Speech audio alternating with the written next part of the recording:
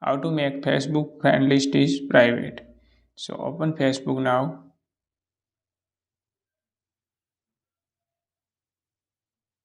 Click here the three lines and you will see option settings and setting privacy, and scroll down and you will see option like this.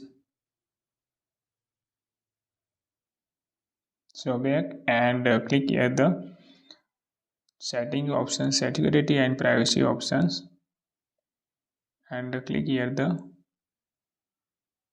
settings option and click here the privacy checkoff option, and click here the book and see what your share, and click here continue. Then you will see options who can see your friend list, your profile, and who can see the people page. So open first link and click here the see more options, and click here the only me, and save now. So if you found this video, don't forget to like, share and subscribe.